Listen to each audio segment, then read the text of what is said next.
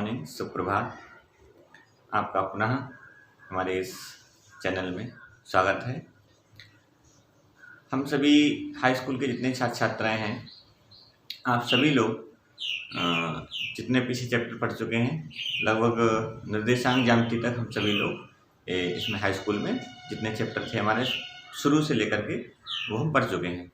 आज हमारा नया चैप्टर शुरू होगा, वह है त्रिकोणमिति। त्रिकोणमिति से संबंधित हम जितने भी सिद्धांत हैं, नियम हैं, ये सभी हम आज से इस त्रिकोणमिति के जो अध्याय है उसमें हम सीखना प्रारंभ करेंगे। तो त्रिकोणमिति में सबसे पहले तो आप त्रिकोणमिति का परिचय समझिए। क्या होता है त्रिकोणमिति? त्रिकोणमिति का मतलब होता है, आप समझ लिए, नाम से आपको पता लग जाएगा। त्रिकोणमिति, त्रिकोणमिति दो शब्दों से मिलकर बना है, ठीक है। पहला तो क्या है? त्रिकोण। त्रिकोण का मतलब आप जानते होंगे, त्रिकोण। त्रिकोण का मतलब क्या हुआ? त्रि माने तीन, कोण माने कोण। तो तीन कोण किस में होते हैं? आप सभी जानते हैं, त्रिभुज में होते हैं। क्या होते हैं? त्रिभुज में होते हैं। और मिति का मतलब होता है मापना, अर्थात तीन कोणों से संबंधित हम जितने भी सिद्धांत पढ़ेंगे, अर्थात त्रिभुज से संबंधित, त्रिभुज की भुजाओं से संबंधित, त्रिभुज के कोणों को मापना, त्रिभुज की भुजाओं को मापना, इससे संबंधित हम जितने सिद्धांत पढ़ेंगे वही हमारा क्या कहलाता है? त्रिकोणमिति कहलाता है। क्या कहलाता है? त्रिकोणमिति कहलाता है। तो त्रिकोणमिति में भुजाओं हम ऐसे भी कह सकते हैं, जैसे मान लिया हमारा कोई त्रिभुज है, ठीक है, ABC। इसमें त्रिभुज में क्या है? त्रिभुज की भुजाएं हैं, ABBC या तो त्रिभुज के कोण हैं, कोण A, कोण B, कोण C। तो त्रिभुज की भुजाओं और त्रिभुज की कोणों की जो माप होगी, उससे संबंधित जितने भी हम सिद्धांत पढ़ेंगे वही हमारा क्या आता है? त्रिकोणमिति के अंतर्गत आता है। तो त्रिकोणमिति के अंतर्गत सबसे पहले हम पढ़ेंगे त्रिकोणमिति अनुपात। अब यहाँ पर त्रिकोणमिति के जितने भी सिद्धांत हैं, ये तो वैसे तो सभी त्रिभुजों में लग जाते हैं, लेकिन हम सभी लोग क्या करेंगे? त्रिकोणमिति से संबंधित जितने सिद्धांत हैं वो समकोण त्रिभुज के लिए पढ़ेंगे। और आप सभी जानते हैं समकोण त्रिभुज क्या था? ऐसा त्रिभुज जिसका एक कोण कितना होता है? 90 अंश हो, वो क्या कहलाता है? समकोण त्रिभुज कहलाता है।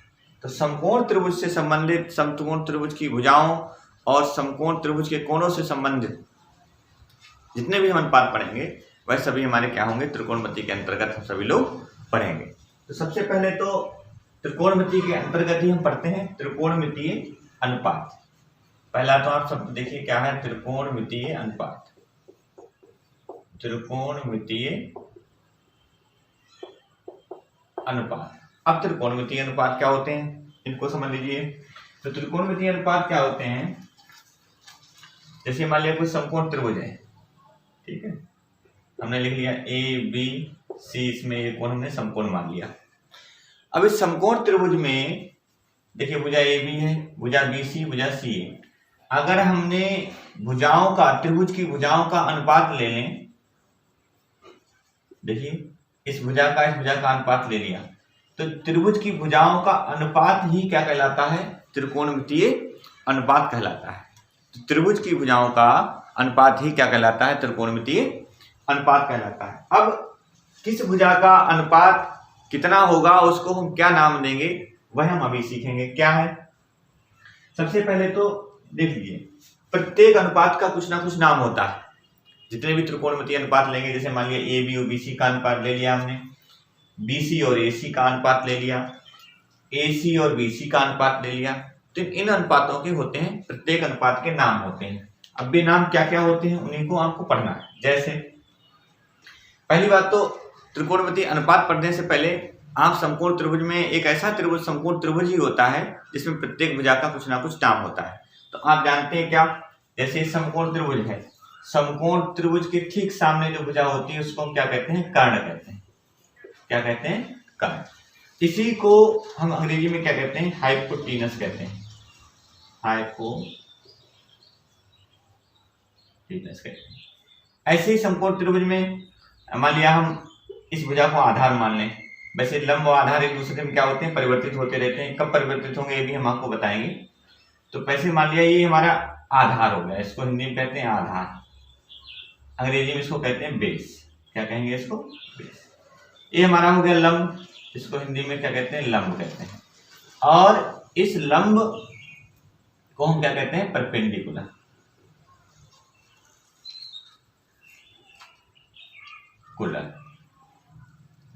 ठीक है।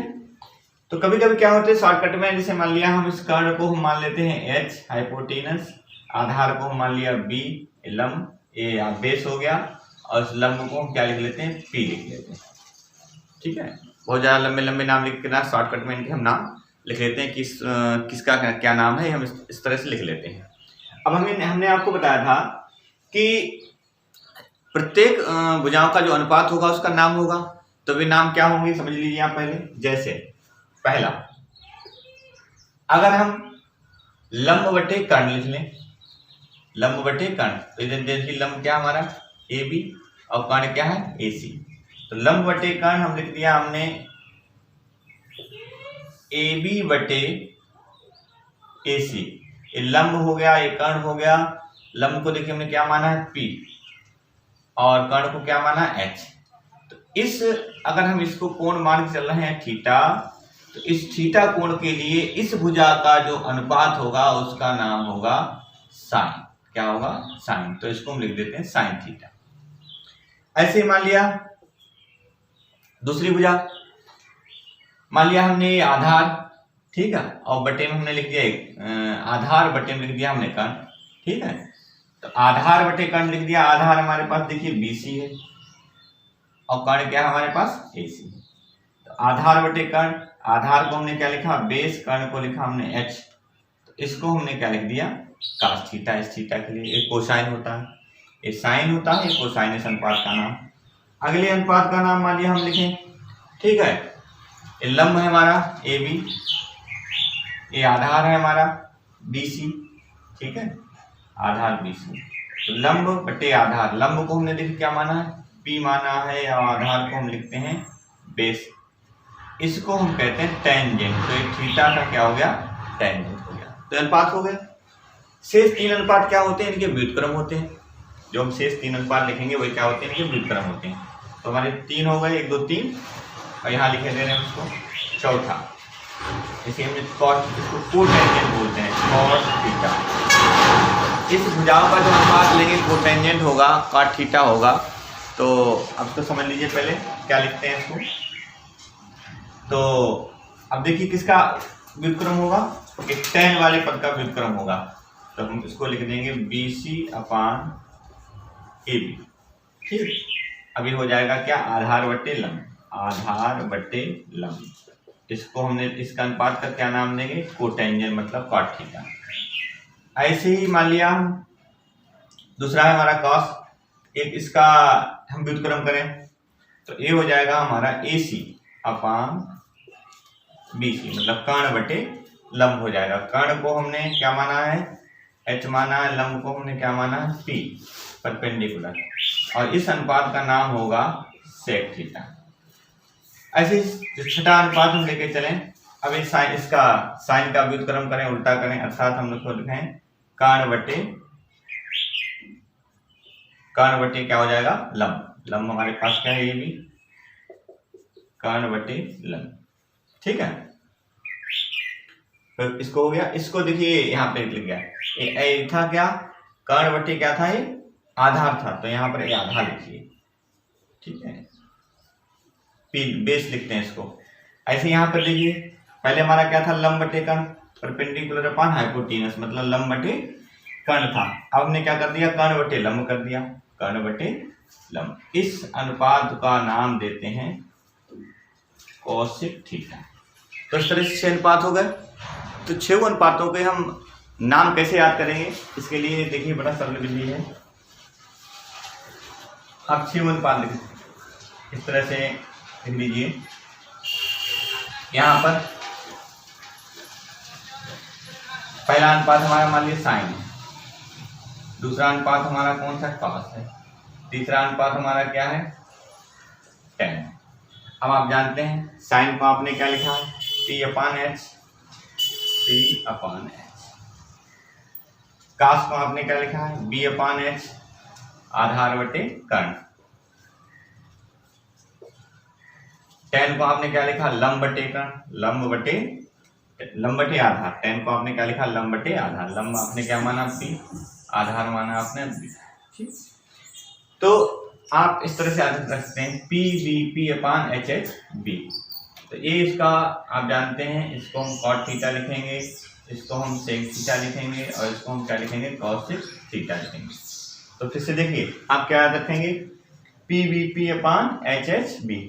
पी का मतलब आप समझ गए, ये हमने लिख रखा है। पी का मतलब क्या है, लंब। लंब अगर साइन का रेशियो पूछा जाता है तो आप क्या बोलेंगे, लंब बटे कर्ण। लंब देखिए P है, कर्ण क्या, हाइपोटेनस H है। ऐसे आपको कास से पूछा जाता है मान, तो कास का आप क्या लिखेंगे, B अपान H, मतलब बेस अपान हाइपोटेनस अर्थात आधार बटे कर्ण हो जाएगा। ऐसे टेन का क्या बोलते हैं, लंब बटे कर्ण, लंब बटे कर्ण, लंब बटे आधार। टेन का क्या बोलेंगे आप, लंब बटे आधार।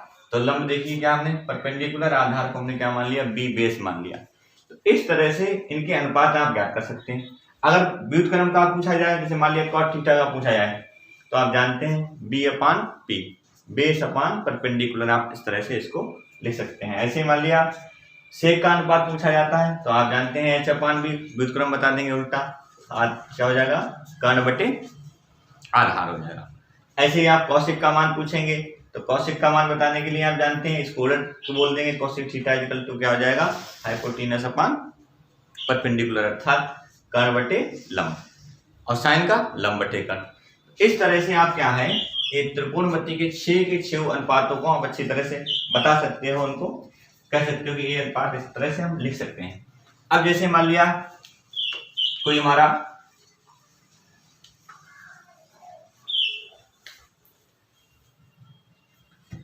इस तरह से त्रिभुज दे रखा हो, और ये मान लिया हमारे साइन का थीटा दे रखे हैं, साइन थीटा और कॉस थीटा, ये टेन थीटा। अब जैसे मान लिया आपको अनुपातों के बारे में आपसे पूछा जा रहा है, तो आपसे पूछा जाए साइन थीटा का किन किन भुजाओं का अनुपात होता है, तो आप जानते हैं P अपान H अर्थात लंब बटे कर्ण। ऐसे मान लिया कॉस थीटा का मान आपसे पूछा जा रहा है, तो क्या है B अपान H, तो B आप जानते हैं B क्या है, बेस आधार बटे कर्ण। ऐसे मान लिया अगर टेन का मान पूछा जा रहा है, टेन थीटा बराबर, तो आप क्या बोलेंगे, लंब बटे कर्ण, तो P अपान B परपेंडिकुलर अपान बेस।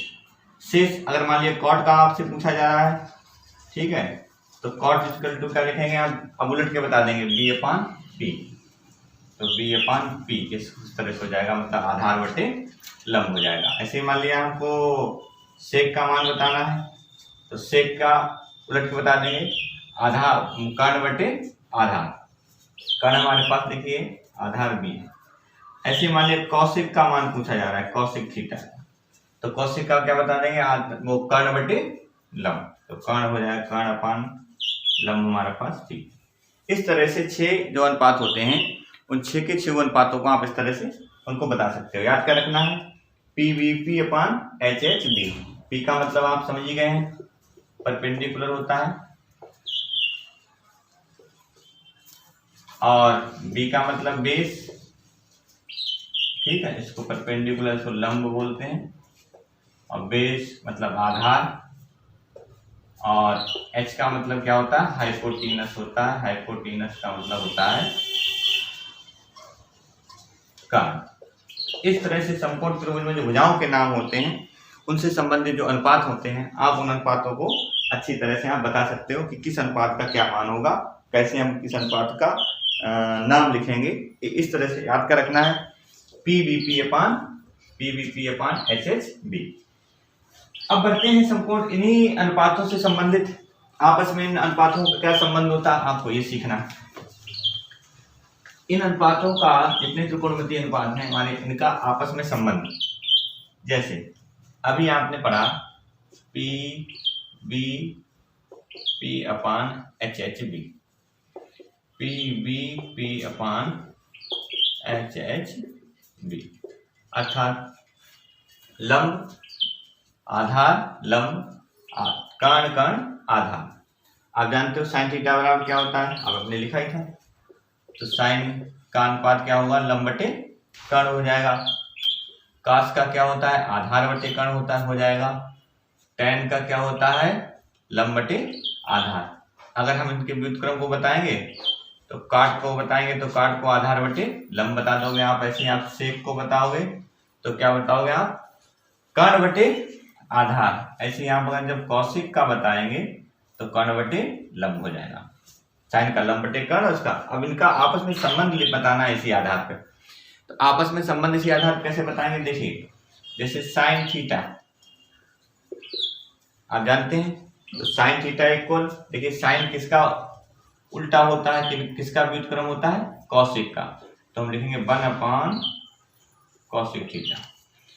ऐसे ही अगर हम कौशिक के बारे में पूछते हैं आपसे तो कौशिक किसका व्युत्क्रम होता है, साइन का, तो 1 साइन थीटा। ये फार्मूले बनते जाएंगे आपके। ऐसे ही मान लिया आप कास का पूछते हो तो कास, देखिए किसका, कास का बोलेंगे तो आधार बटे कर्ण बोलेंगे, सेक का बोलेंगे तो कर्ण बटे क्या हो जाएगा, आधार, मतलब एक दूसरे का व्युत्क्रम। तो यहाँ लिख देंगे सेक थीटा। ऐसे अगर सेक थीटा की वैल्यू बतानी हो तो क्या लिखेंगे, 1 cos थीटा, के एक दूसरे के क्या है, व्युत्क्रम है, उल्टे हैं। ऐसे मान लिया हमको tan का बताना है तो tan थीटा की जो वैल्यू होती है इसकी उल्टी होगी cot की, तो 1 cot थीटा का फॉर्मूला बन जाएगा। काट की वैल्यू बनानी है तो किसको बताएंगे आप, 1 tan थीटा का। ये फार्मूला आप इस तरह से फार्मूले बन गए। आप इनको याद भी रख सकते हो। आप इस तरह से जब इनको याद करोगे तो ये अपने आप ही लिख जाएंगे, इनको अपने आप ही आप याद कर सकते हो, याद हो ही जाएंगे आपको, ठीक है। इस तरह से त्रिकोणमितीय अनुपात हो गए। त्रिकोणमितीय अनुपातों से संबंधित आपने जो चीजें सीखी, अब इसमें और कई ऐसे तथ्य होते हैं जिनको जानना बहुत जरूरी होता है। कुछ तथ्य ऐसे होते हैं जिनको जानना बड़ा जरूरी होता है। जैसे क्या होता है, जैसे कभी भी आप इस तरह की गलतियां ना करें, क्योंकि त्रिकोणमिति में इस तरह का कोई मान नहीं होता। जैसे मान लिया आपने, बहुत याद रखने वाली बातें हैं, इंपॉर्टेंट है यहाँ क्या, जैसे साइन थीटा, कभी भी साइन और थीटा की गुणा नहीं होती है, ठीक है, ये ध्यान रखना। साइन की और थीटा की अगर हम मल्टीप्लाई कर लें, गुणा कर लें, तो कभी इतना नहीं होता है, ये गलत है, ध्यान रखना। कभी भी जैसे मान लिया हम cos थीटा लिख लें, ठीक, cos थीटा को लिख लें, और कभी भी ध्यान रखना जैसे क्या करें हम, cos और थीटा की गुणा ये नहीं होता है। आप सोचे थीटा और cos की गुणा करने पर cos थीटा हो जाता है, ऐसा कभी भी नहीं होता है। और भी कुछ याद रखने वाली बात है, जैसे आप कभी इस पर जब स्क्वायर लगाएंगे, पूरे पर साइन पर स्क्वायर लगाएंगे तो क्या होगा, स्क्वायर कहाँ लगेगा, साइन स्क्वायर थीटा होगा, ठीक, क्या होगा, साइन स्क्वायर थीटा। कभी भी साइन ऊपर लगा है स्क्वायर थीटा पर नहीं लगेगा, ये ध्यान रखना। जो आपने स्क्वायर लगाया है ये कभी भी थीटा पर नहीं लगेगा, बिल्कुल ध्यान रखना अच्छी तरह से। आप और भी कुछ तथ्य हैं उनको भी आप ध्यान रखिए।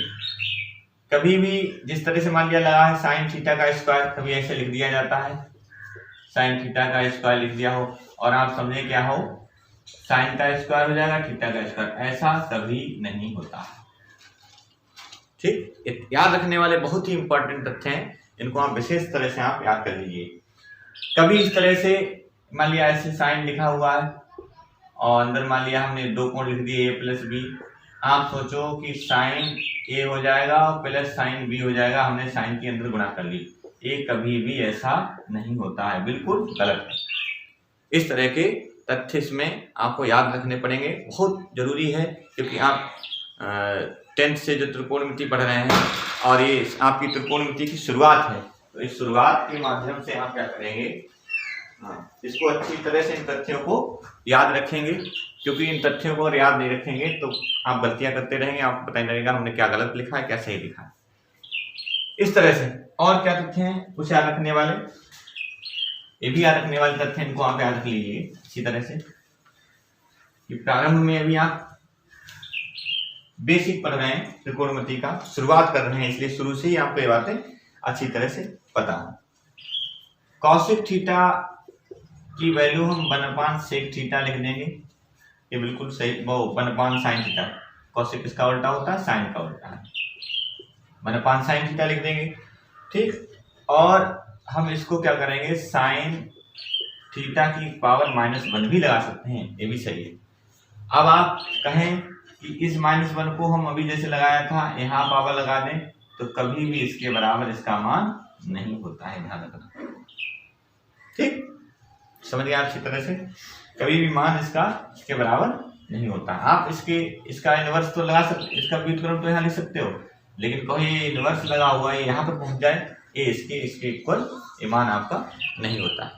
तो कुछ इस विशेष बातें थी आपने सीखी जाए। एक चीज और ध्यान देंगे आप, जैसे हमने लिख दिया 2 लिख दें, अंदर हम क्या लिख दें, साइन थीटा लिख दें, या प्लस का हम a + b लिख दें इस तरह से। तो ये 2 जो मल्टीप्लाई है, कहीं आप सोचें क्या 2 से अंदर मल्टीप्लाई कर लें 2a + 2b हो जाए, ऐसा नहीं होता।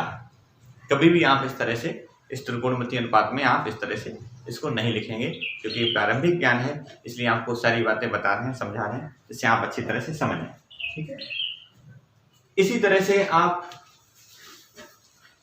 त्रिकोणमितीय अनुपातों को लिख सकते हैं।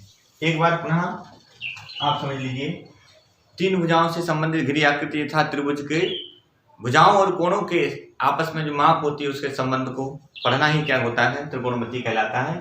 त्रिकोणमिति में हमारे कितने अनुपात हो गए, अभी हमने पढ़े थे 6 अनुपात हुए। समकोण त्रिभुजों को लेकर चलते हैं, समकोण त्रिभुज से संबंधित भुजाओं के जो अनुपात होते हैं उनका हमारा अनुपातों का नाम होता है। याद रखने का तरीका हमने आपको बता दिया, आप क्या लिखेंगे, PVP/HHB, अर्थात पहला जो अनुपात होगा ये हम इसको साइन के रूप में लिखेंगे, P/H अर्थात लंब बटे कर्ण। दूसरा जो होता है आपका कौशिक का होता है, ये पहला आपका साइन का होता है, दूसरा आपका कौशिक का होता है, इसको क्या लिखेंगे, आधार बटे कर्ण लिखेंगे। तीसरा आपका लिखिए tan का होता है, और इस tan को अगर हम लिखेंगे क्या लिखेंगे, लंब बटे आधार लिखेंगे।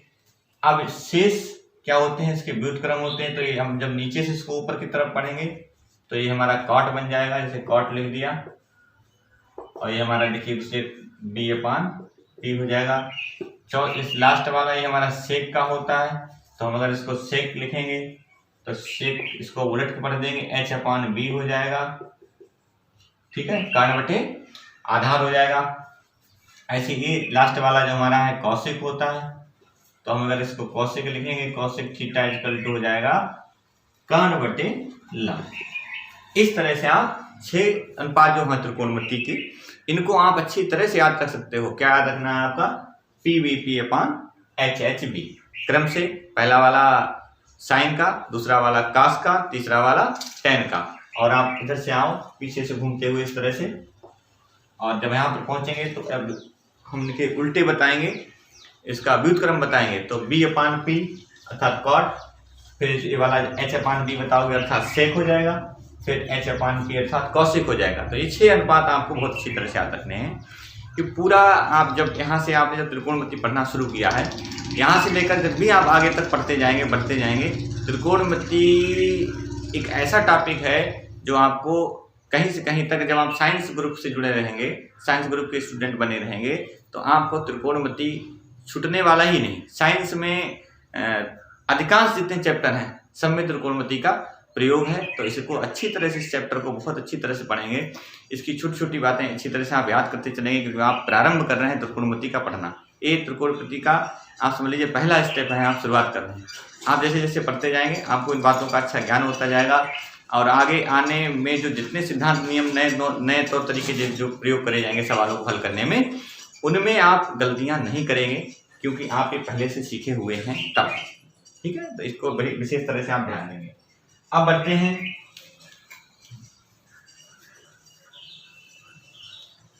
त्रिकोणमिति से संबंधित अन्य चीजों पर। कुछ विशेष बातें हम आपको और बताना चाहते हैं। देखिए, जैसे मान लिया हमने लिख दिया एक समकोण त्रिभुज बना दिया, हमने इसको लिखा ABC। अभी इसी तरह से अगर हम मान लिया कोण A की बात करें तो कोण A को मान के चले तो हमारा यही बेस रह जाएगा, बेस मतलब आधा। ठीक, अगर इसको बेस लिया तो हमारा लंब होगा, लंब को क्या लिखते हैं, परपेंडिकुलर लिखते हैं, परपेंडिकुलर अर्थात लंब, इसको हम P दिखाते हैं। और इसको हम क्या कहते हैं, कर्ण कहते हैं। कर्ण को आप अंग्रेजी में क्या कहते हो, हाइपोटेनस कहते हो। इसको हम हिंदी में कहते हैं कर्ण। ये हमारा है समकोण त्रिभुज। हमेशा ध्यान रखना, समकोण के ठीक सामने वाली जो साइड होगी, भुजा होगी, वही क्या होता है, समकोण त्रिभुज का कर्ण होता है। तो क्या बताना चाहते हैं, बहुत ही विशेष बात है, इसको आप अच्छी तरह से याद कर लीजिए, नहीं तो आप ये गलतियां करेंगे और सवाल जब भी एक्सरसाइज में आप सॉल्व करेंगे, उनको हल करेंगे, तो आप सवाल गलत हो जाएंगे। क्यों, क्या याद क्या रखना है आपको, यदि हम कोण इसको लेकर चल रहे हैं, अर्थात हम साइन A लेकर चल रहे हैं, तो फार्मूला हमारा वही रहेगा, इसको मत भूलना आप कभी भी, क्या, PBP/HHB,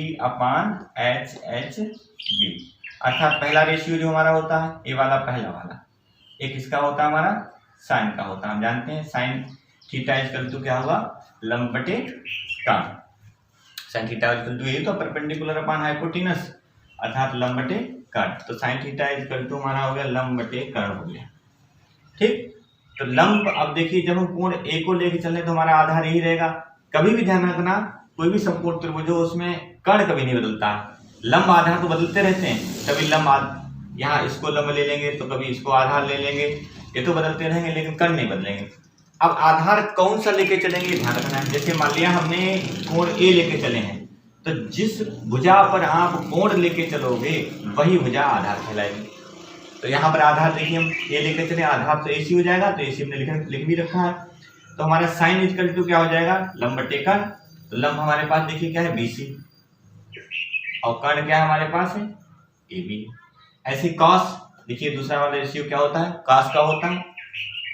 ठीक, कॉस थीटा मान लीजिए, फार्मूला समझ लीजिए आप, यहाँ पर थीटा इक्वल टू A ले रहे हैं, तो यहाँ पर cos equal to cos A equal to cos बराबर क्या होता है, आधार बटे कर्ण। आधार हमारे पास आधार बटे कर्ण, आधार देखिए क्या हमारे पास AC है, कर्ण क्या हमारे पास है, AB है।